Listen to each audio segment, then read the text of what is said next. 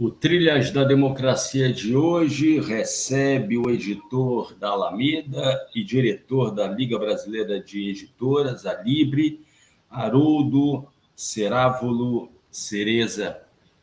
Em tema, em discussão, livro, leituras e editoras no Brasil de hoje. Haroldo, seja muito bem-vindo ao Trilhas da Democracia, é um prazer recebê-lo no programa. Seja muito bem-vindo, Haroldo. O prazer é todo meu, Marco. É muito bacana participar desse programa. Está no seu 5º ano já, né? E parabéns. Haroldo, eu gostaria de começar recuperando a pesquisa Retratos da Leitura no Brasil, que foi publicada em fins de 2020, e que aponta, né, no ano de 2019, uma média de 5 livros lidos por brasileiros por ano, sendo que desses 5 livros, apenas a metade é lida, a metade desses livros são lidos por completo, 2,5, alguma coisa em torno disso, desses livros são lidos apenas em parte. E nessa mesma pesquisa, né, é apontado que 57% dos leitores afirmam ter lido costumeiramente a Bíblia e os livros religiosos ocupam, salvo engano, a primeira colocação sempre a Bíblia e livros religiosos em terceiro lugar. E mais ainda, né, 44% da população brasileira não lê e 30% nunca comprou um livro na vida. Haroldo, o que esses dados expressam sobre a situação da leitura no Brasil? Por favor, Haroldo. Obrigado, Marco. Olha, os dados dessa pesquisa, lidos também, considerando as outras pesquisas Retrato do Brasil que foram feitas, mostram uma certa estabilidade no nível de leitura, né, do brasileiro, né? Varia, dependendo do ano, se pega um pouco mais ou um pouco menos de leitores nessas pesquisas. Mas, efetivamente, a gente tem um problema crônico no Brasil, que é um problema de baixa leitura, né? Então, os brasileiros leem pouco, e a gente tem dificuldade de expandir o número de leitores. O que significa isso? Não o que é interessante dessa pesquisa é que ela não é uma pesquisa sobre os livros consumidos, os livros comprados, mas é uma pesquisa de opinião, né? Ou seja, tem a lógica de uma pesquisa de opinião que pergunta a uma quantidade grande de pessoas, suficiente para estabelecer esses dados, como elas se relacionam com a leitura efetivamente. E a leitura não precisa vir de livros adquiridos, ela pode vir de livros acessados na biblioteca, com amigos, parentes, livros de banca de jornal, etc. E daí o que a gente mostra? Que apesar da gente ter tido um incremento nas últimas décadas no grau de escolarização do brasileiro, esse incremento não foi acompanhado por um crescimento proporcional do número de leitores, né? E os leitores que já existiam não se tornaram leitores, digamos, melhores, eles não se tornaram leitores de mais livros. Então, a gente tem um descompasso entre um crescimento da escolarização e uma dificuldade de transformar o livro e a leitura em parte do cotidiano do brasileiro. Então, se a gente parar de olhar só para a evolução dos números e tirar esse extrato dessa pesquisa, a gente encontra o problema que tem que ser atacado. É preciso criar condições para o brasileiro se tornar leitor. Por quê? Porque isso é bom. É bom para a democracia, é bom para a economia e é bom para o indivíduo, seja como profissional, seja como realização do seu potencial humano, né? Então, eu acho que a gente tem o Retratos da Leitura no Brasil aponta nessa direção, de que a gente precisa ter políticas não só de crescimento do mercado editorial, mas principalmente de construção de leitores. ou formação de leitores, como também é muito usado. Mas eu acho que essa é a importância dessa pesquisa, e eu acho que esse é o fundamento central onde ela tem que ser olhada. Como construir um espaço para leitura na vida do cidadão, do brasileiro. Haroldo, essa tua primeira resposta fez surgir na minha cabeça inúmeras outras perguntas, né? Mas eu gostaria de aprofundar essa discussão sobre tornar o livro e o hábito da leitura parte do cotidiano, né? Você afirmou que não houve uma grande variação nessa média de 5 livros, né?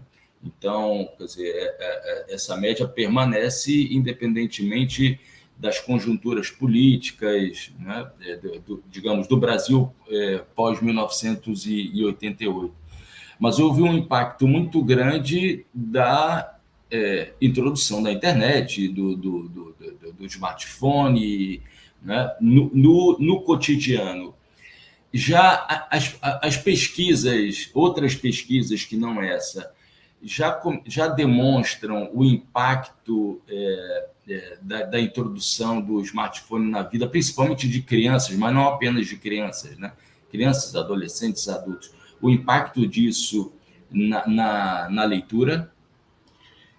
Marco, não há. O universo da leitura no Brasil é mal pesquisado. Eu acho que isso tem sido construído, mas pesquisas assim nacionais, com dados que a gente possa inferir em grande escala, são poucos. Então, eu tenho um pouco de receio de afirmar isso.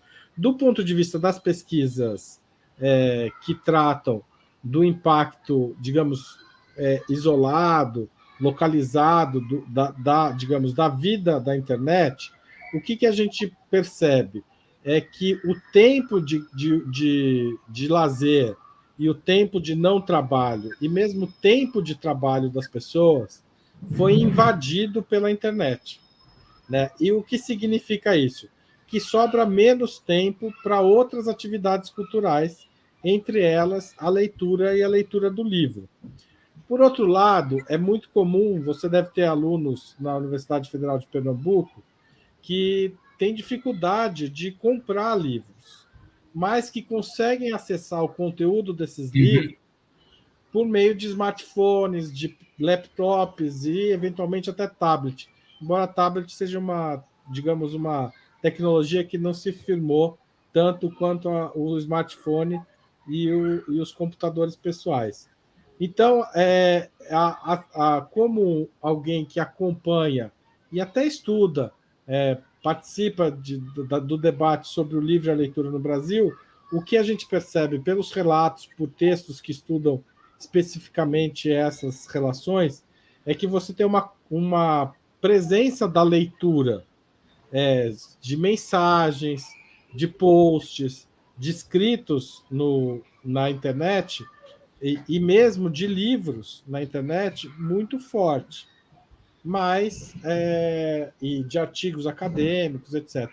Mas você não tem, digamos, mas você tem uma pressão para tornar essa leitura menor o que ocupe menos tempo, né?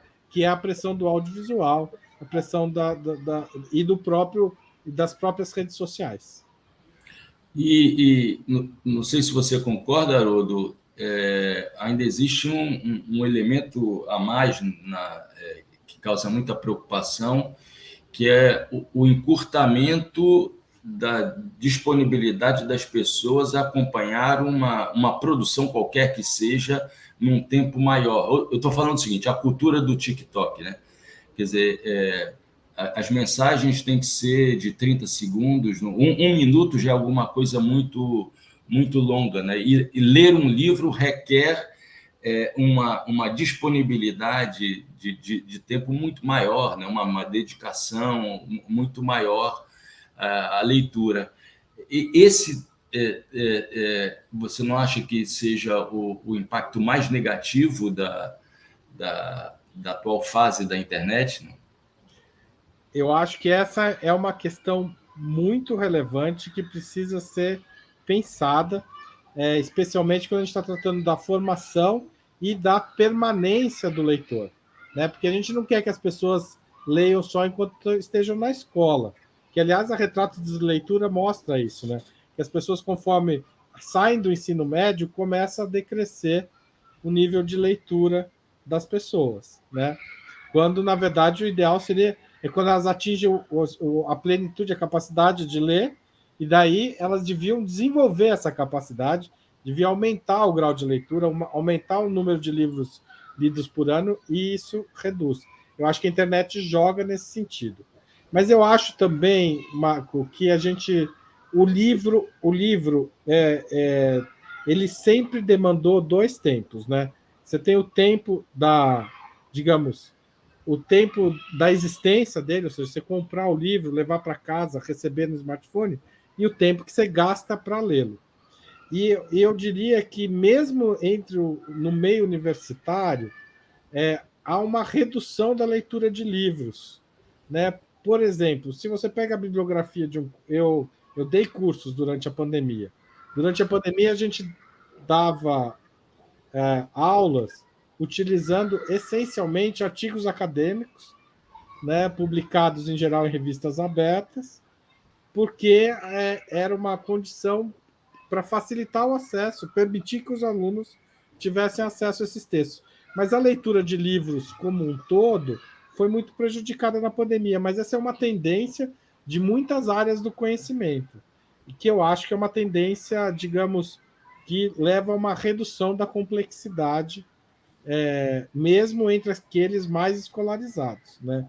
Então, nós vivemos a cultura do TikTok em muitos ambientes, não só no smartphone. Eu quero dizer que, mesmo na universidade, você tem uma redução da possibilidade de leitura de um livro, por exemplo. De um não, de vários.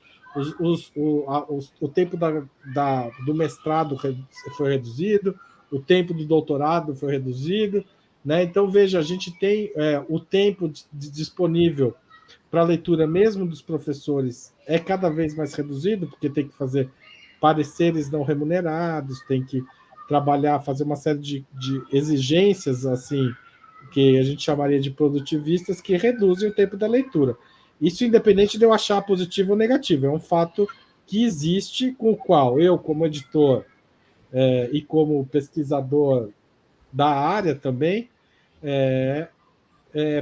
tenho que me preocupar.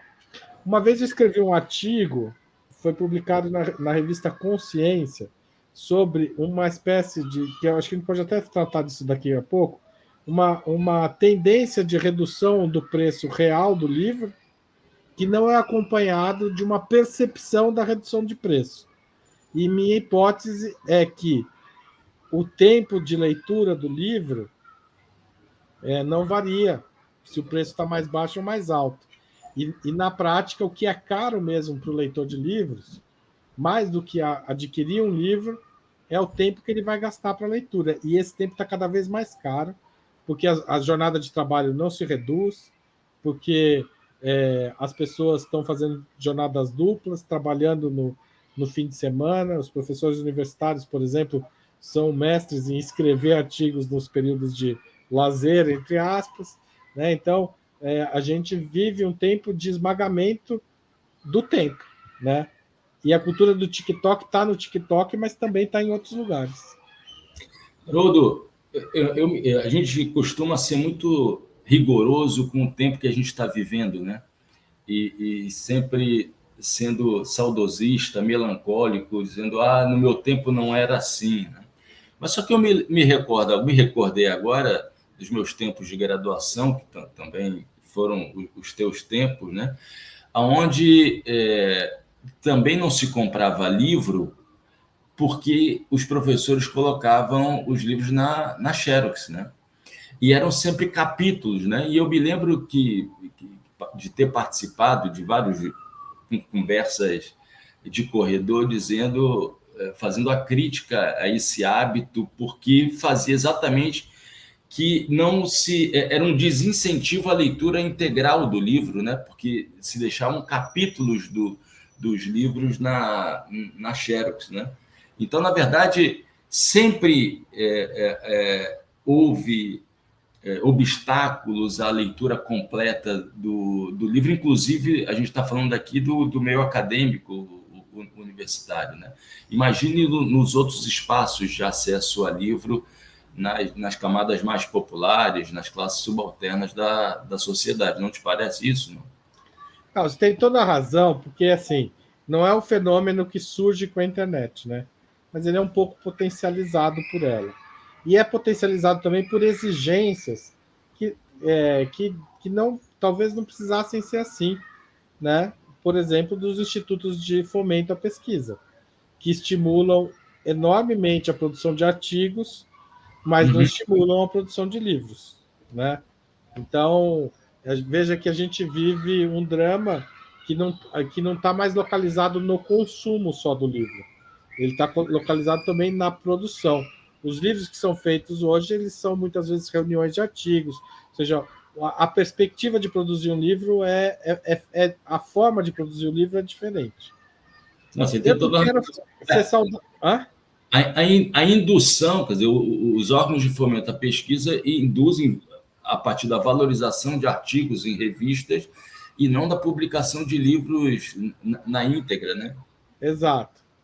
Né? Então, veja, eu percebo que uma parte dos professores que tem diálogo, cujas áreas de pesquisa tem um diálogo mais explícito ou por vocação do próprio pesquisador com a sociedade, esses se preocupam muito com a produção de livros. Mas áreas que são mais, digamos, endógenas, que se autorreferenciam, se autolegitimam com mais forças e que rejeitam até a legitimação que vem de fora, elas tendem a produzir menos livros de qualidade, considerando as áreas que têm um diálogo mais aberto. Estou pensando em geral, não em pesquisadores em particular, né? As áreas têm diferentes relações com o livro e a leitura. Mas voltando ao tema, eu não sou saudosista não, viu, Marco?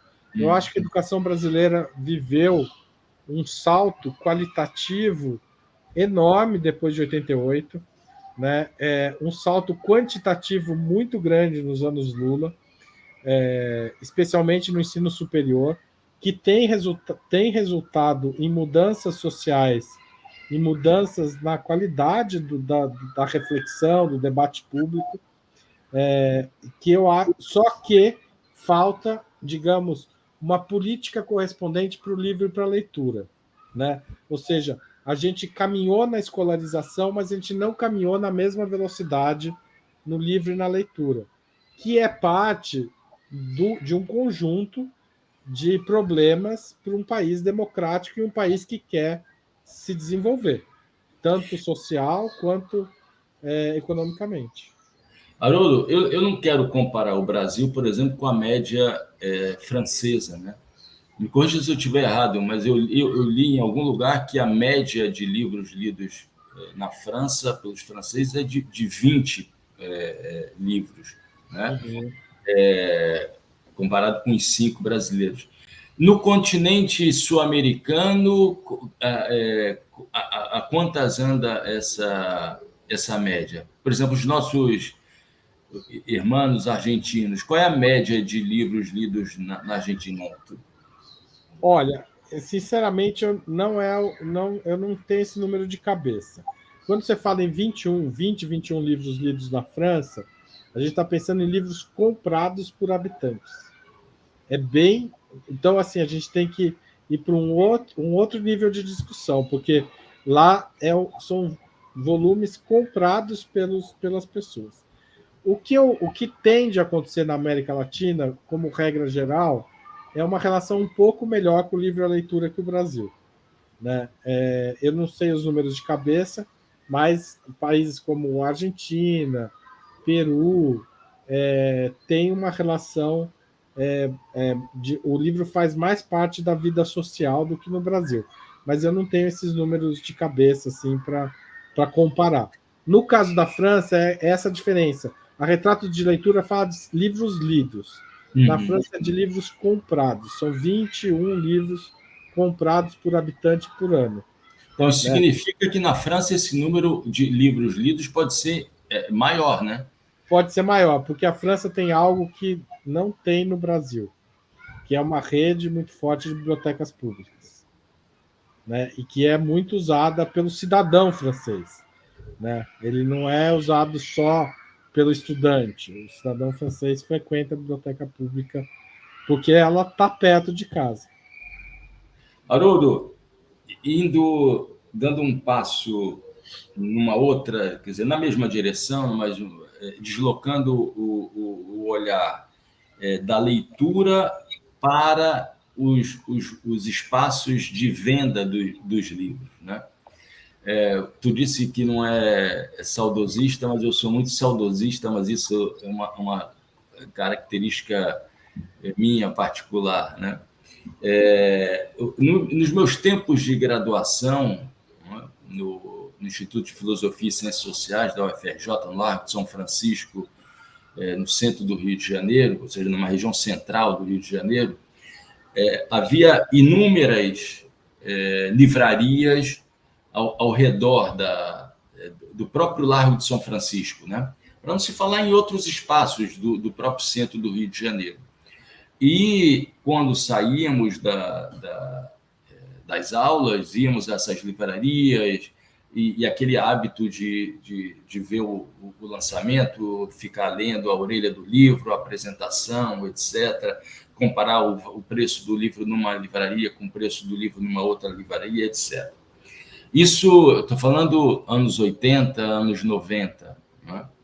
Quando eu chego ao Recife, a situação é diferente e já havia a Livraria Cultura, localizada no Marco Zero, uma região muito importante do Recife em termos culturais, né?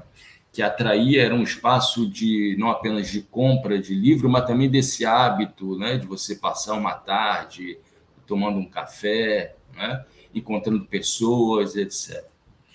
Hoje, né, a Livraria Cultura já não existe mais, foi substituída por uma outra livraria que ocupou o espaço, e ao invés de uma livraria que vende café, mas parece um café que também vende livros, né? Eu te perguntaria, qual foi o impacto causado pelo fechamento da Livraria Cultura e, quando eu falo Livraria Cultura, essas grandes livrarias que tinham esse potencial de atração das pessoas como parte do cotidiano também. Qual o impacto do fechamento da Livraria Cultura e congêneres na vendagem dos livros, né, e na própria leitura? Por favor, Haroldo. Marco, o fechamento da Livraria Cultura, ele é, digamos, num certo aspecto, uma boa notícia, tá certo? Mas ela está embutida de uma série de má notícias dentro dela. Por quê? A Livraria Cultura fez parte, o crescimento da rede da Livraria Cultura fez parte de uma tendência mundial de surgimento de cadeias de livraria no mundo. Essas cadeias são responsáveis pela de muitas livrarias pequenas. Por quê? Porque as cadeias entraram de forma muito agressiva no mercado de livro, pressionando muitos editores para reduzirem os preços dos livros para elas, sem repassar totalmente para o consumidor final, entrando em disputa de mercado com as pequenas livrarias, né? Ou seja, uma livraria Cultura, as 5 livrarias que tendem a sucumbir, porque não tem as mesmas condições de negociação, não tem a mesma capacidade de apostar na decoração, marketing, enfim, ela cria um padrão de consumo e de relação com os autores, com os escritores e com as pessoas que é muito ruim para o mercado editorial. O que você está dizendo, Haroldo, na verdade, é que existe uma relação entre aquele primeiro momento vivido por mim no Rio de Janeiro, onde existiam várias livrarias, e esse segundo momento da construção de uma rede de livrarias cultura, ou seja, houve uma quebradeira dessas pequenas livrarias em função da formação desses monopólios, né, de venda de livros. É isso, né? Exato, isso. Isso não é um fenômeno brasileiro, nem a gente deve culpar só a cultura por isso. A cultura, Saraiva e tal. Eu acho que a grande livraria deste momento no mundo é a Barnes Noble, norte-americana, que passa a abrir várias redes. Tinha uma outra rede, se não me engano, britânica, não tenho certeza, que chamava Borders, e atuava no mundo inteiro, e elas atuam de um jeito semelhante, né? Tem um caso bem estudado que é na Austrália, que a Borders chega, se aproxima de abre uma livraria perto de uma outra livraria, passa a organizar eventos com os autores que frequentavam aquela livraria, consegue dar conforto, remuneração para o autor, que é coisa que a livraria não dava,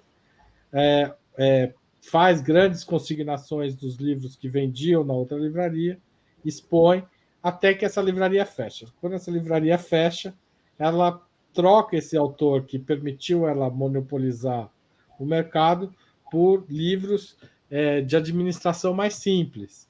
Então, ela prefere comprar. O livro desse momento é o Harry Potter, né?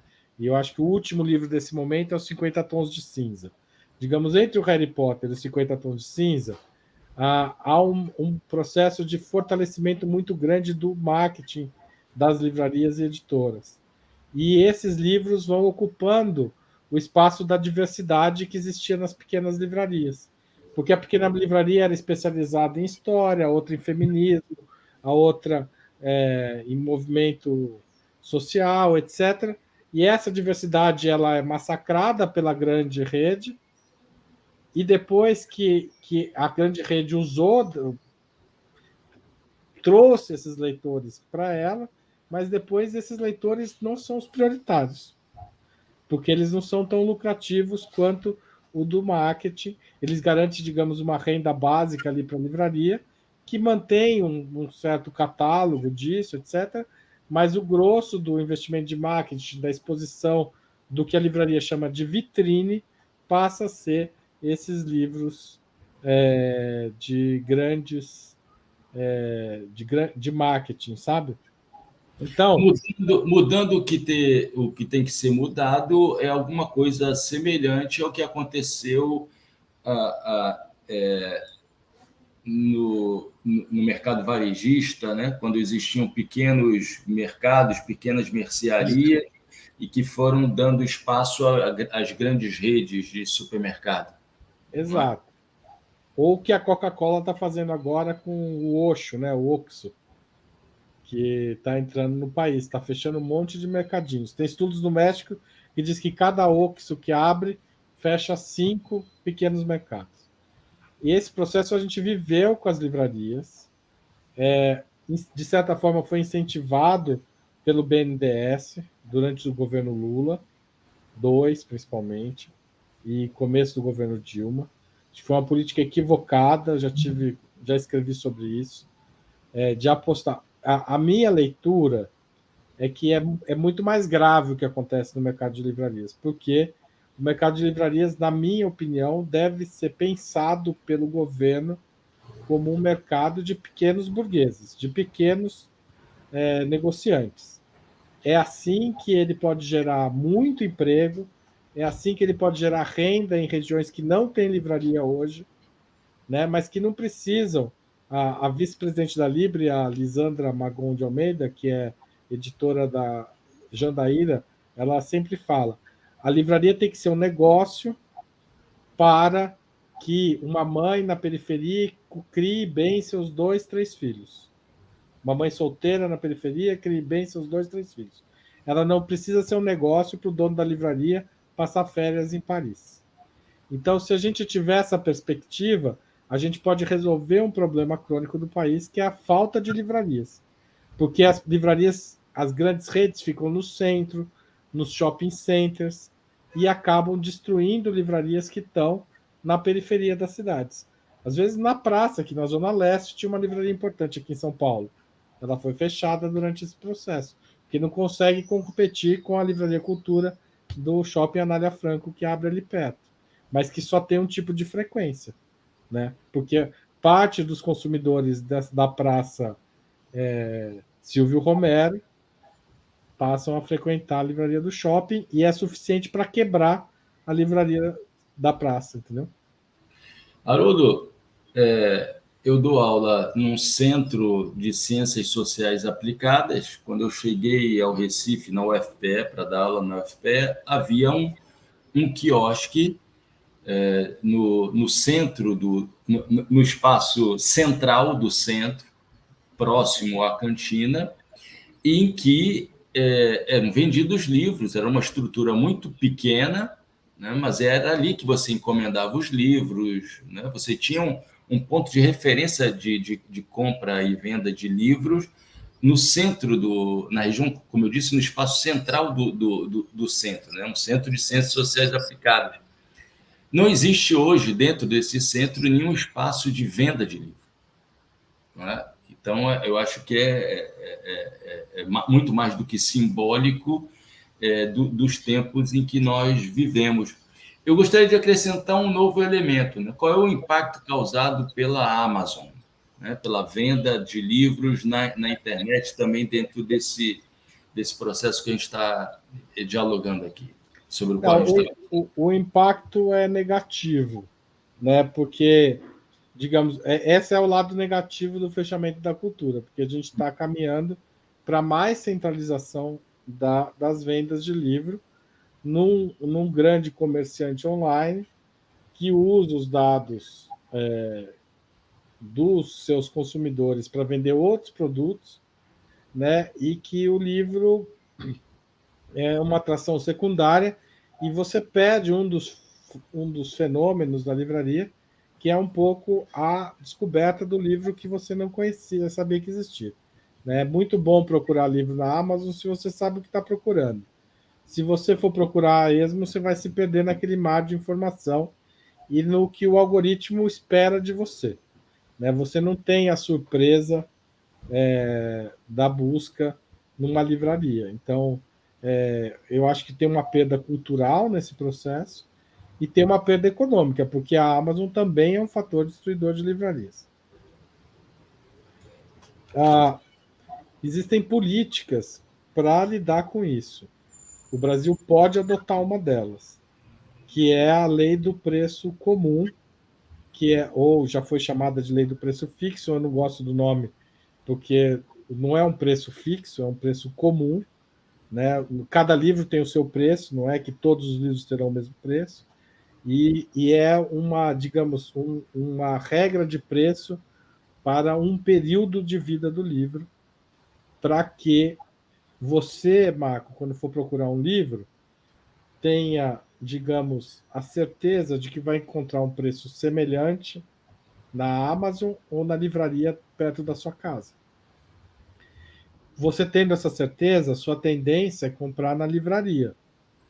Né? Se você tiver tempo para esperar, se você tiver uma relação com esse livreiro, etc. Então, existe um processo de construção de livrarias. Essa lei foi criada, o primeiro país a adotá-la como lei foi a França, em 1981, quando Mitterrand assume o poder.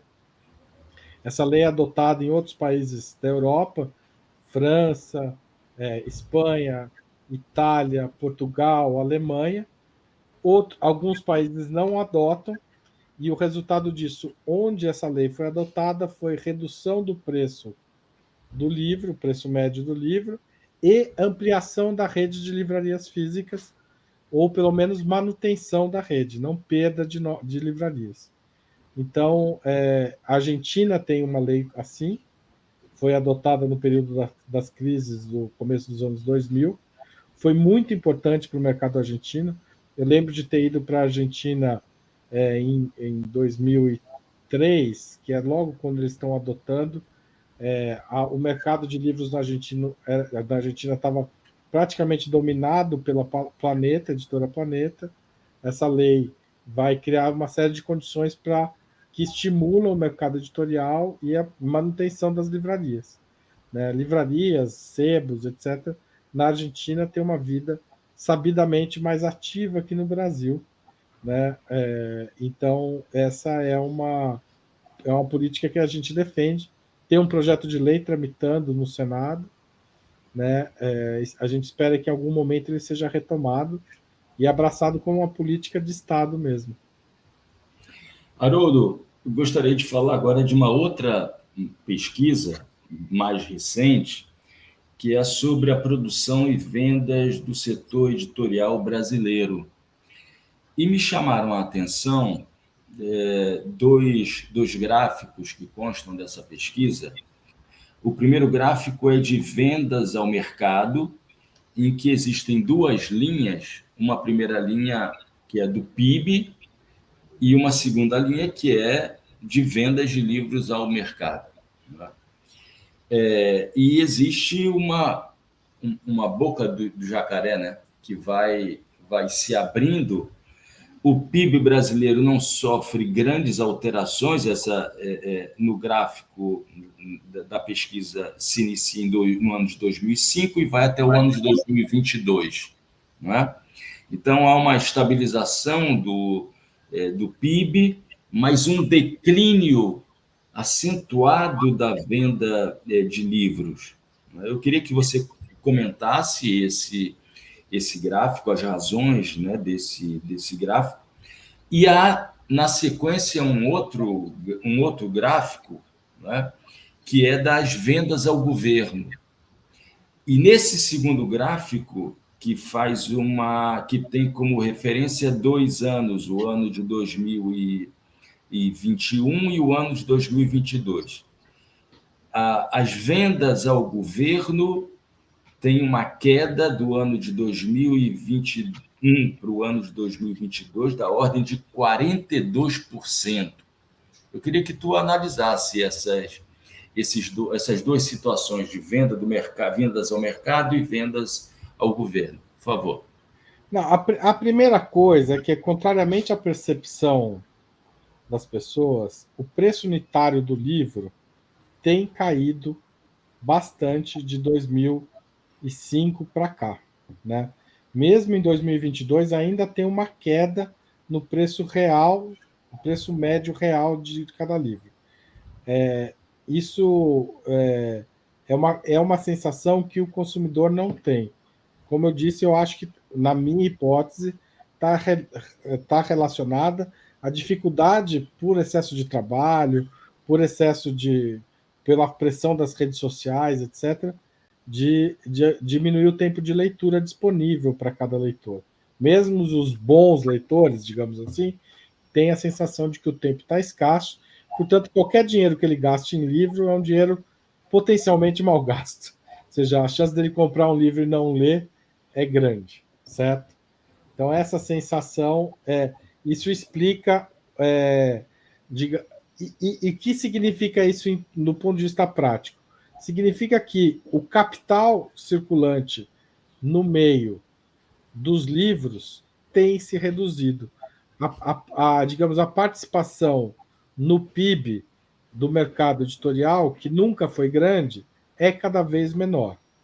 Significa que é um setor que tem, digamos, força política, que deriva essencialmente do capital simbólico adquirido, e não do capital econômico que circula em torno dele, né? Então, o livro não é uma mercadoria cara, tão cara quanto era em 2005. Ela é muito mais barata. O mercado do livro empobreceu nesse período, né? Digamos, se fosse uma pessoa que estaria com uma renda 42% menor do que em 2005. Né? Então, pensa, se você ganhasse 10 mil reais, você, espectador, estou chutando um salário alto, mas não é bem o mundo do livro, mas se você ganhasse 10 mil reais em 2005 e hoje ganhasse 6 mil reais. O que significaria em termos de cortes que você tem que fazer, em termos de potencial, etc. Então, o mercado do livro vive uma redução do preço nesse período, do preço, digamos, dos seus produtos e dos investimentos que faz, enfim, o capital que circula no meio do livro é cada vez menor, mas a economia segue sua vida.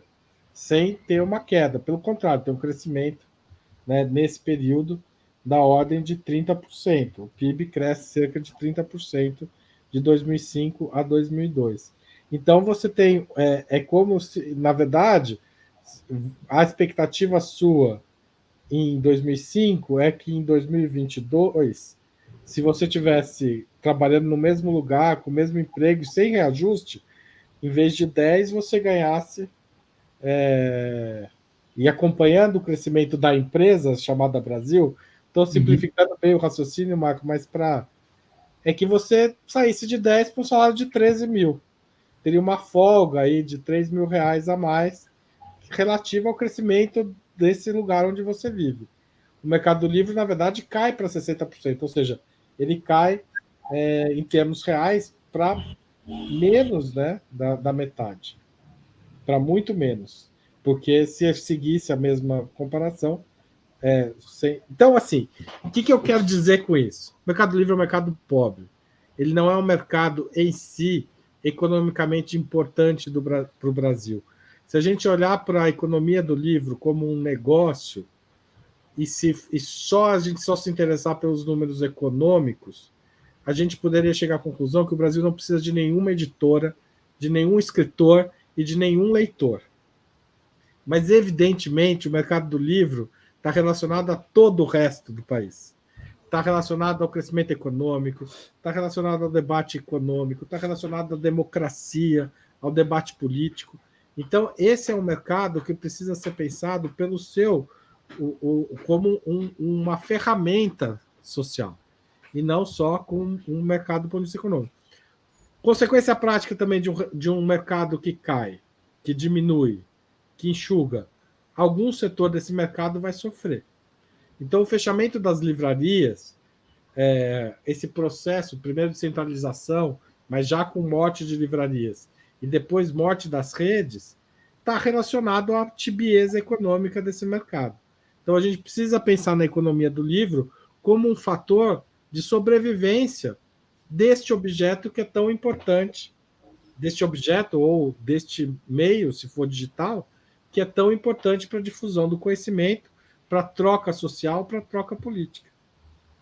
Né? Haroldo, vamos falar concretamente agora de quem tem uma responsabilidade fundamental. Tem um outro número que você pediu para comentar que eu não comentei ainda.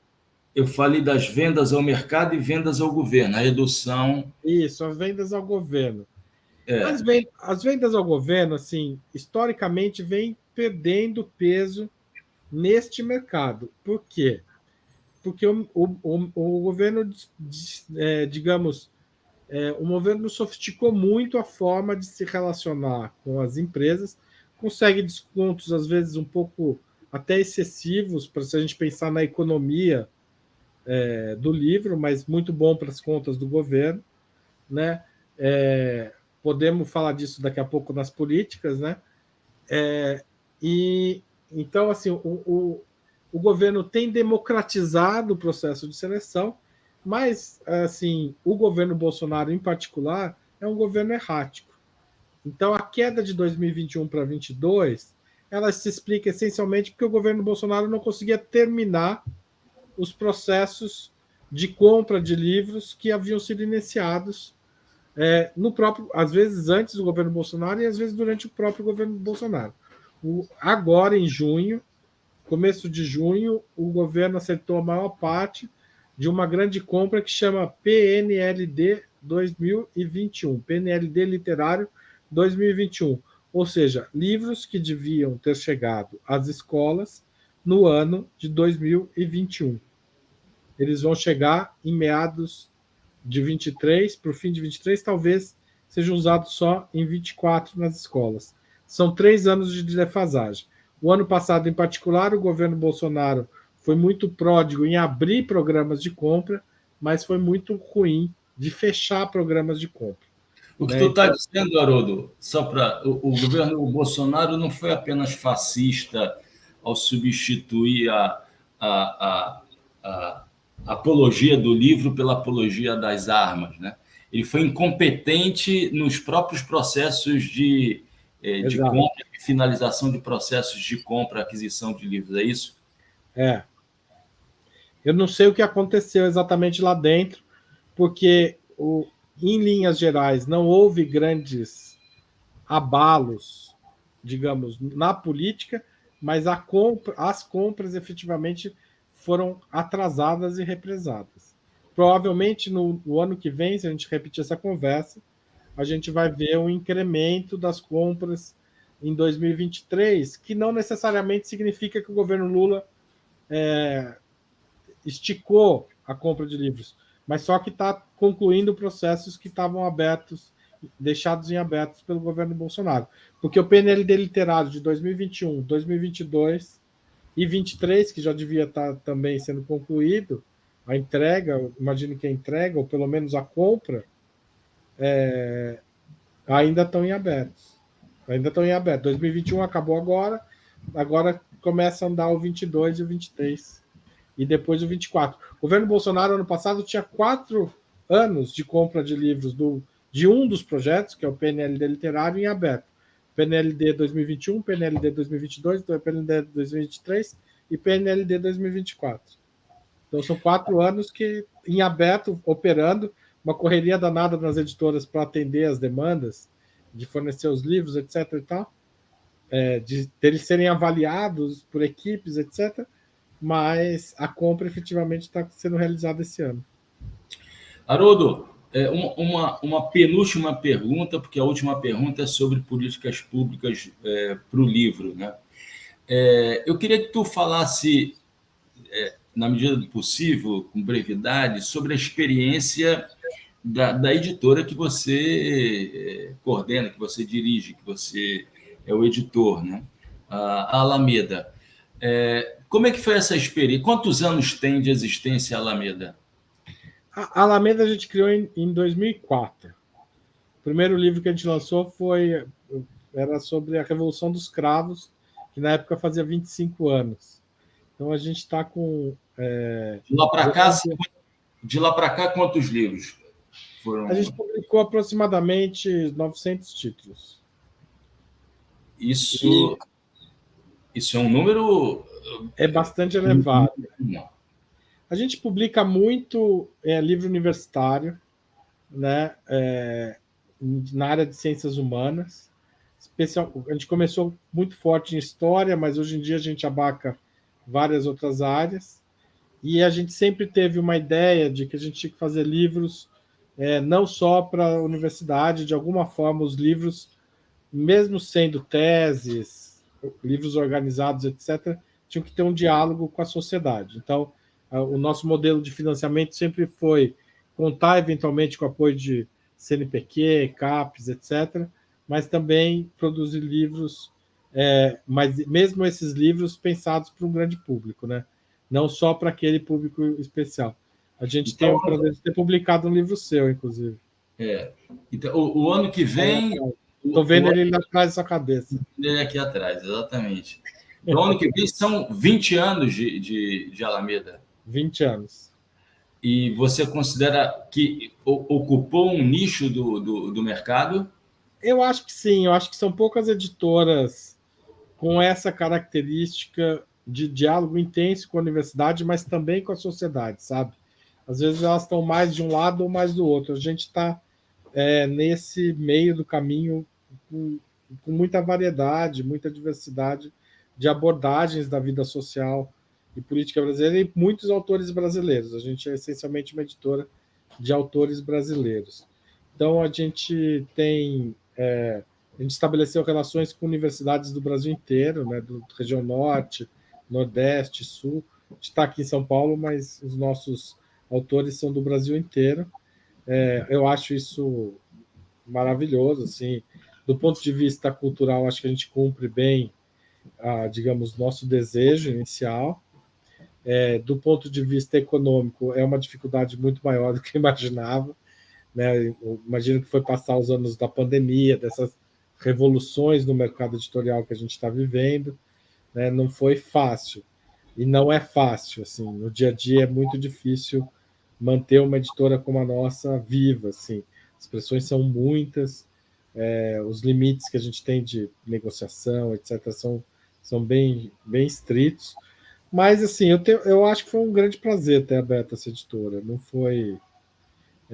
Não me arrependo minimamente. Assim, acho que foi uma decisão correta e foi muito bacana. Eu acho que a gente ocupou, não só do ponto de vista econômico, ocupou um nicho, mas a gente cumpriu uma função. A gente fez uma leitura muito correta assim, de cenário, quando a gente decidiu abrir, de que haveria uma expansão do ensino universitário forte no país e que isso geraria leitores para nossos livros. Isso funcionou muito bem enquanto a pós-graduação estava se expandindo. Hoje em dia a gente vive um pouco da dificuldade dessa crise que se instaura ainda no governo Dilma, com dificuldades econômicas, primeiramente, mas depois com uma política de desconstrução, né, quando o Temer entra, do sistema de ciência, tecnologia e de ensino do país, radicalizado pelo Bolsonaro. Né? Então, eu acho que a gente vive um pouco o efeito desses tempos. Haroldo, para além de editor da Alameda, como eu disse no início, você também é diretor da Liga Brasileira de Editoras, a Libre, que reúne editoras, digamos, semelhantes à Alameda. Que políticas públicas esse setor do mercado editorial gostaria de ver desenvolvidas pelo governo federal e pelos governos estaduais também? Então, Marco, a gente tem uma palavra de ordem que está na boca dos editores da Libre, da direção da Libre, desde o começo dos anos 2000. A Libre se forma em 2002 e rapidamente entra em contato com redes semelhantes editoras de todo o mundo e,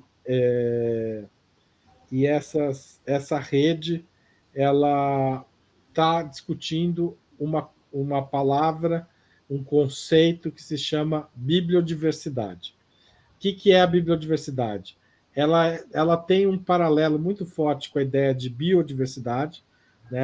Ela nasce de uma expansão para o mercado do livro da ideia de biodiversidade, e ela está ligada à ideia de que é preciso ter projetos editoriais distintos, autônomos, em equilíbrio numa sociedade, para que a gente possa ter publicações que expressem as ideias democráticas, que expressem a diversidade social.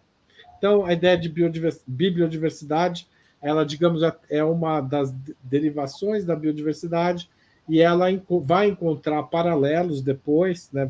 A gente vai se encontrar com esse debate no debate da diversidade étnico-racial, da diversidade cultural, diversidade política, etc. E o que a gente propõe em termos práticos no quesito bibliodiversidade?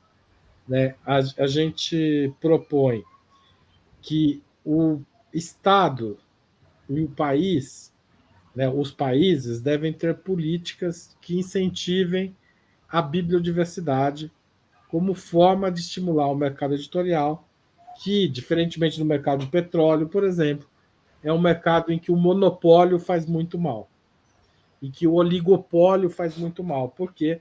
Porque, como não é um setor essencial da vida econômica, e como ele é um setor que dialoga com os outros setores e que é importante que ele exista para que os outros setores se desenvolvam, esse é um mercado que funciona melhor se a gente pensar em pequenos proprietários, pequenos comerciantes, pequenos produtores, né? Então, a bibliodiversidade digamos, o conceito por trás das nossas políticas que a gente defende. E o que a gente defende na prática? Que o Estado tenha uma política de abertura de bibliotecas e que existam bibliotecas perto da casa das pessoas. Né? Então, o governo Lula 1 e 2 teve uma política muito acertada, que se chamava uma biblioteca em cada município. Né? Essa política permitiu a abertura de milhares de bibliotecas pelo país, e Normalmente acontece comigo isso. A câmera do Marco deu um chabu. Uma biblioteca. Só para.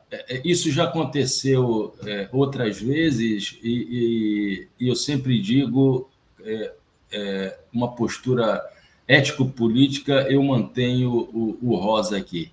Então vamos Então tá lá. bom. Tá certo, então vamos lá. Então, assim, precisa ter políticas de abertura e manutenção de bibliotecas públicas. Biblioteca pública é essencial para a formação de leitores, né? Quando eu era só jornalista, né, porque eu ainda sou jornalista profissional também, mas quando eu era só jornalista, eu lembro de uma vez estar entrevistando o Ferrez, do Capão Redondo, aqui em São Paulo, e ele falava: o livro não é caro para mim. O livro, para mim, custa uma passagem de ônibus até a biblioteca de Santo Amaro, né, que tem uma biblioteca pública grande da Prefeitura de São Paulo, em Santo Amaro. Ou ele me custa R$ 5 que eu levo para comprar num sebo, que também ficava ali perto de Santo Amaro. Mas esse era o custo dele. Veja, a biblioteca pública é o espaço que recebe as pessoas que precisam do livro público, né? A segunda política que a gente acha importante, que é importante garantir o acesso às livrarias, né? Então, é preciso, se você quer comprar um remédio, Marco, vai ter o governo se preocupa que tenha uma farmácia nos bairros, né? Como que ele faz para que condições ele cria, como ele negocia com as redes para não ter farmácia só no centro, etc. Padaria, o governo sabe quantas padarias tem em tal lugar. O governo brasileiro nunca se preocupou em ter uma livraria nas quebradas, na periferia, nas cidades pequenas, né? Então é preciso criar políticas para criar livrarias. E é preciso pensar em políticas de financiamento público que valorizem o pequeno e médio editor, que valorizem a pequena e a média livraria. Então, que políticas podem ser feitas nesse setor? Eu mencionei lá antes a lei do preço comum do livro, ou antiga lei do preço fixo, espero que mude de nome, que está em debate no Senado. Essa lei é uma lei para favorecer a abertura de livrarias pelo país, ou pelo menos para manter as livrarias que a gente tem, mesmo com o avanço da Amazon no país, né? Outra política que pode ser adotada: a lei, muitas vezes as compras de livros são feitas pelo Estado seguindo a lei de licitações, né? O que é uma lei extremamente burocrática para o tipo de produto que a gente faz. O livro é um produto bastante único, bastante diverso. Então, é preciso pensar em outras formas de financiamento. Por exemplo, criar uma verba para que cada livraria, uma verba pequena, que faria uma diferença enorme para algumas livrarias, que as livrarias, as bibliotecas comprem livros diretamente das livrarias, sem um grande processo burocrático. Isso favoreceria as pequenas livrarias de rua, né? As pequenas e médias livrarias, e fortaleceriam as bibliotecas, que teriam facilidade de encontrar os livros que a população daquele espaço está demandando, e não por meio de uma compra centralizada, em que a biblioteca às vezes pede um livro, demora um ano para a biblioteca para esse pedido ser avaliado pelo comprador da prefeitura ou do estado. Daí, quando ele vai comprar, tem mais 6 meses para sair o processo de licitação, e esse livro vai chegar na biblioteca quando ninguém está mais procurando ele. Tá certo? Então, se faz um esforço enorme, se economiza por livro 30, 40 reais, mas na prática você joga a biblioteca numa situação de nunca estar atendendo o público dela. Então, essa seria uma política que fortaleceria as livrarias de bairro também. E é uma política que pode ser barata. Sei lá, se a gente reserva 10, 15 mil reais por mês para uma biblioteca, por mês não, por ano para uma biblioteca pública, seria uma compra garantida para essas livrarias pequenas, e seria uma forma dessas bibliotecas interagirem. Você criar mecanismos de controle, etc., mas isso é tirar a compra de pequenas unidades do livro dos processos das grandes licitações. né? Outra política que foi adotada pelo Estado brasileiro é limitação de inscrição de títulos por empresa. Então, o PNLD literário que eu te falei, você podia inscrever no máximo 2 títulos, né? A gente está passando um pouquinho do tempo, mas eu já Não, estou. fique à vontade, Haroldo. É uma política. O PNLD literário, cada editora pode inscrever no máximo, podia inscrever no máximo 2 títulos. No PLD de 2024, um título apenas. Isso daí é uma política muito importante para o fortalecimento das pequenas editoras. E por quê? E também para evitar o que eu chamo de flodagem. Sabe o Twitter, quando a gente chamava que fulano flodou a timeline? Que ele enchia Antigamente o Twitter mostrava de todo mundo, né? E daí tinha alguém que fazia 30 tweets de uma vez e você não via mais nada porque alguém tinha entupido a sua timeline. Então, quando em 2004, ainda antes de eu abrir a editora, 2003, eu participei de um processo de seleção de livros pela Biblioteca Nacional para distribuir para essas bibliotecas pelo país. O governo começava a estimular. Um processo super transparente, muito bonito.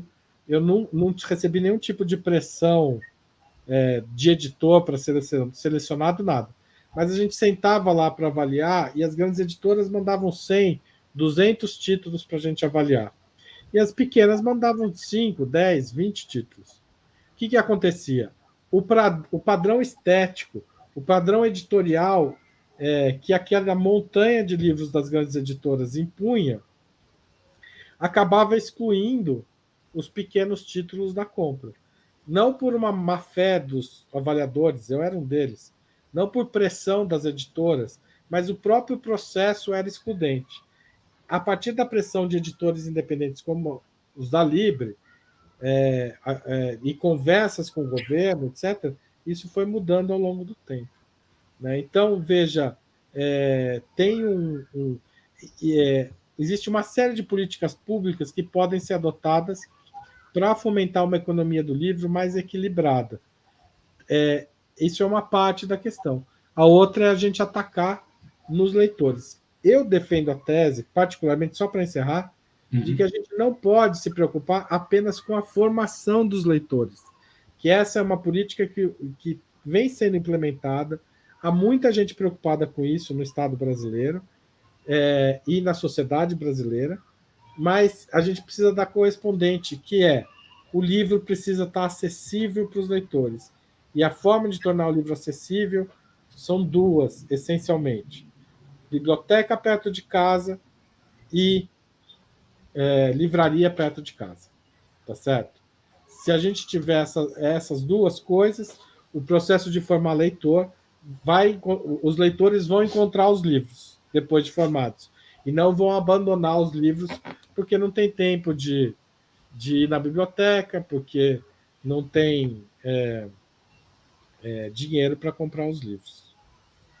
Bom, o que o Haroldo acaba de apresentar, na verdade, são propostas no sentido da democratização, da socialização da leitura, do mercado editorial, né, da venda de livros, do mercado livreiro. Né? E a sensação é de que a gente deveria e poderia ficar mais um bom tempo aqui discutindo outras questões relativas a essa necessidade urgente de avançar na construção de um país de leitores. Muito obrigado, Haroldo. Haroldo Cerávulo Cereza, editor da Alameda, diretor da Liga Brasileira de Editores. Uma última saudação, Haroldo, para os nossos ouvintes e espectadores, por favor. Gente, eu queria agradecer muito o Marco pelos convites, espero que vocês tenham gostado da conversa, mas eu acho que assim, a briga pelo livre leitura é uma briga do país. Né? A gente tem leis que apontam políticas nesse sentido, tem o Plano Nacional do Leitura Escrita, o Plano Nacional do Livre Leitura. Em São Paulo, a gente tem o Plano Municipal do Livro, Leitura, Literatura e Bibliotecas de São Paulo, que é uma lei muito bacana. Se vocês puderem procurar, vocês vão ler ela. É uma lei bonita, assim, é legal quando a gente tem, né, isso, né, Marco? é uma lei construída socialmente, a gente teve um processo de construção, é a Lei 16.333 de 2015 aqui de São Paulo, lei municipal, é uma lei que é uma inspiração, acho que para todos os brasileiros, né? Todas as cidades precisam ter planos municipais do livre leitura, todos os estados precisam ter, o estado de São Paulo não tem ainda, né? Então é importante que a gente construa. Então, eu queria chamar a atenção para isso. Quem puder participar da luta do livre leitura é uma luta pela democratização, pela educação e por uma sociedade mais igualitária, é o que o Marco falou, socializemos o livro. Muito obrigado, Haroldo. Viva o livro, viva o Rosa, né? E o Trilhas da Democracia volta na próxima semana. Até lá.